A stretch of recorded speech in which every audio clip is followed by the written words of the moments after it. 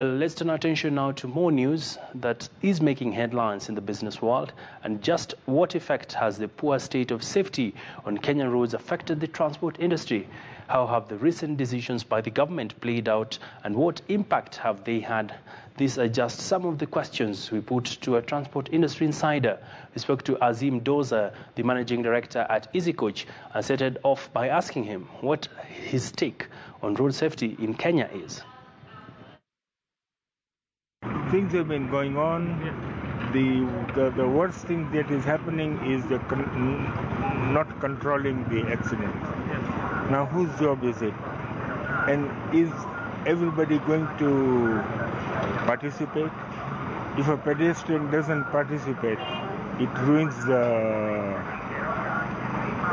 authorities' mandate. If the bus owner does not participate by putting unroadworthy vehicles on the road, again it spoils the party. And so forth. Everyone, we can blame each and everyone. It is now the attitude and the culture that is the most important thing. We have to realize, just like we are losing children, future leaders of the country, parents, siblings, all because of accidents.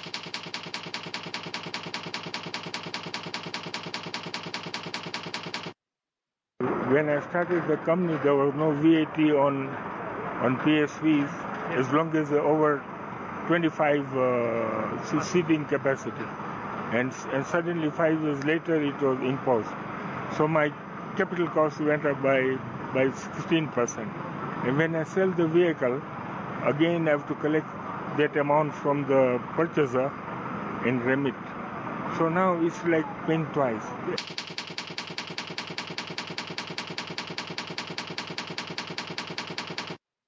An organized business like mine is able to overcome because of the volume, because of the number of vehicles, because of everything. And what about the small guy? For him, he has to cut corners somewhere. Yes. Then he compromises on seat belts, the quality of the fuel, the salary of the driver. Interesting interview there on the transport sector.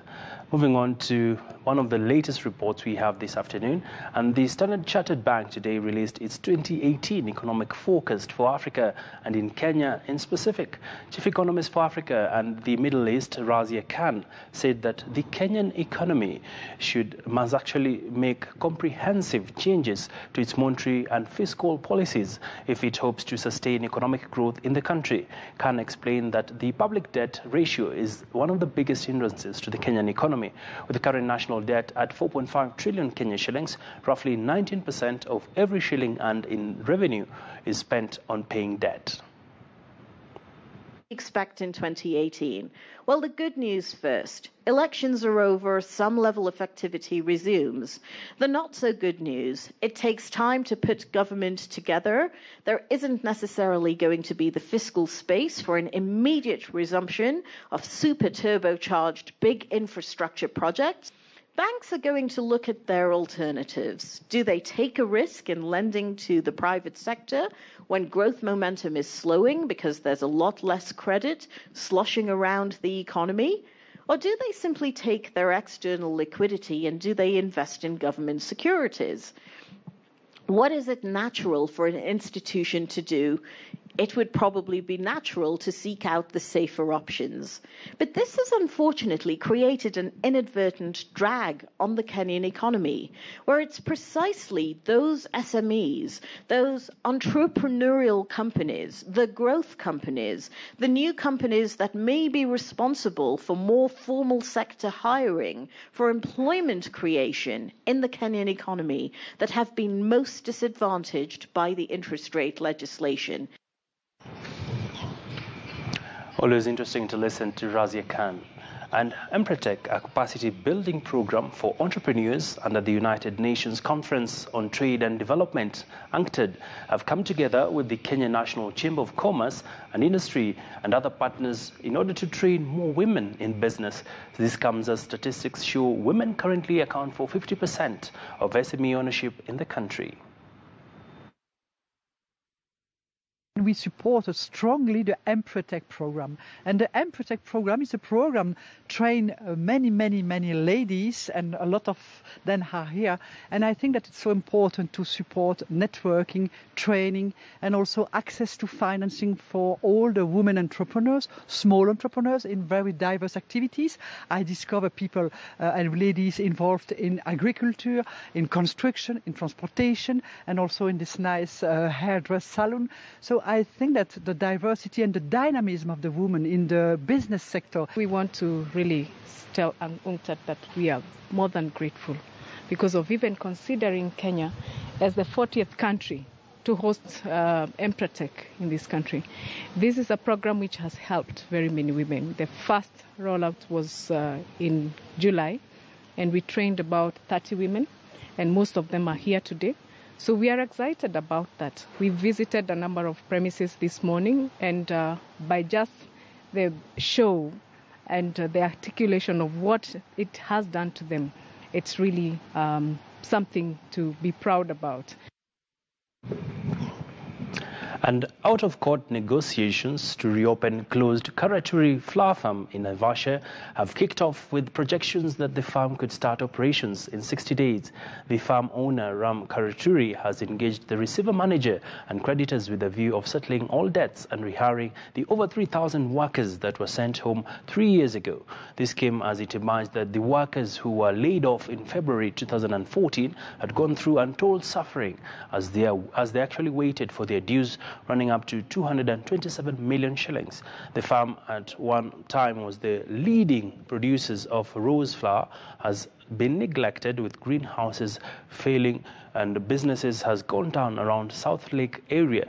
Students have dropped from school with tens of girls joining prostitution, while the workers have been living in inhumane conditions after water supply to their homes was disconnected. However, things could change in the coming days after union officers disclosed the workers that plans to resuscitate the farm were at an advanced stage. Tunaenda Oseria, tunaenda Vidibak, tunaenda hata Finlay Bigot. Unakuta kwamba unamuka asubuhi, unatembea saa 10 mguu, ukifika huko unapata kwamba sasa zingine watu walichukuliwa kuna kazi, unarudi. Ukichukuliwa unatembea siku 2-3 hivi umewezwa tena, kazi hiyo unasendwa. Kwa hivyo tunaona kwamba shida ambayo tumepata katika hii kampuni ni mingi sana tangu ifungwe. Kwa sababu ilikuwa inabeba about 3,000 workers. Na 3,000 hiyo ukipiga na dependents unakuta kwamba 15,000 mingi. Indeed, some lifeline there for the flower workers in Naivasha. And house property, and actually to some property news now, and land prices for both Nairobi suburbs and satellite towns registered the slowest growth rates in 2017, signaling a stagnation of prices for land owners. According to the latest house property index, land prices grew by the slowest rate in September. Nairobi suburbs recorded a 3.32% annual growth rate in asking prices, while satellite towns registered a 5.43% growth rate. The dip in appreciation was linked to the political risks occasioned by the August polls, coupled with depressed investor sentiment. Donholm was the best performing suburb, with land prices increasing by 12.2% over the year, while Kitengela was the top performing satellite town with 16.6% price appreciation. Was a 0.6 and 0.1% growth in house prices in October, November and December respectively, which led to an overall 1% rise in property prices in the final quarter, up from 0.1% in the preceding quarter. The highest rental declines were reported in Upper Hill at 9.4%. The growth of Upper Hill as a commercial suburb has seen a reduction in supply of new residential houses, leaving a high concentration of old stock to let which has seen tenants move out in favor of new modern houses in Kilimani, a fact that partly explains the fall in rent prices in the area in the 3 months to December, and an average drop of 11.7% in. To some education issues now, and the Technical Training Principal Secretary Dina Mwenzi has reiterated that students who sat for the KCSE and scored D and E grades should not be turned back at various technical institutions.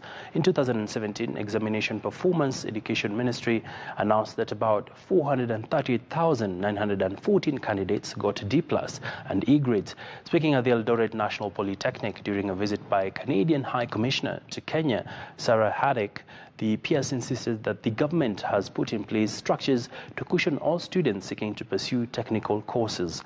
She observed that the students who did not perform well are in a position to engage in technical and vocational education and training in most institutions spread across counties. That's the way to do it, though. But we removed all the old equipment from mechanical that way. Whether the student got an E or whatever it is, they have a place and a program in all TVET institutions. They are welcomed. No student will be turned back. Whether they had an E or D, they have courses. And these courses build up for them to go all the way to the university.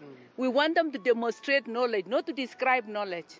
And so anybody who is willing, has the passion, and as a TVET orientation, will start from whatever level, and eventually they join the university. We have 3 national universities, the Technical University of Kenya, Technical University of Mombasa, and Dedan Kimathi, University of Science and Technology. These ones absorb directly the TVET graduates. Canada is a very proud partner with Kenya, with the Ministry of Education and the TVET department, and with Eldoret Polytechnic and the other polytechnicals that we've associated with, to assist to introduce the Kenyan government's competency-based approach to learning. As the principal has said, this is. Let me correct actually what the principal said. This is learning for winners, for job creators, for those young people who are learning the skills required of today's industry as Kenya develops, and this program will assist the polytechnics of Kenya to develop their curricula to meet these new needs. People and TTIs can come with their prior knowledge, we assess them, and we give them certificates from here. And Eldoret National Polytechnic will want to take the lead in imparting a lot of knowledge, competencies, and hands-on skills. We want to train people who can be job creators in Kenya. Well, from Matters Trading, the Cooperative Bank is looking to grow its scholarship portfolio even as the bank ropes in new frontiers to spur its corporate social responsibility unit. The bank, in an update, will be financing 655 Form 1 beneficiaries who sat for the KCSE. The bank actually looks towards increasing secondary education scholarship schemes. Of the 65 new scholarships to Form 1 students, 420 were awarded by the bank's Regional Delegates Forum, and the remaining 235 scholarships at 5 per county, awarded by county governments in all the 47 counties. The bank's Group Managing Director and CEO, Dr. Gideon Muriuki, has said additionally the bank is educating a total of 159 students selected from the top-performing beneficiaries of the secondary school scholarships through their entire university education. These scholarships were awarded on merit to gifted but needy students from all regions of Kenya. And Coca-Cola Company has announced that it is fundamentally reshaping its approach to packaging with a global goal to help collect and recycle the equivalent of 100% of its packaging by 2030.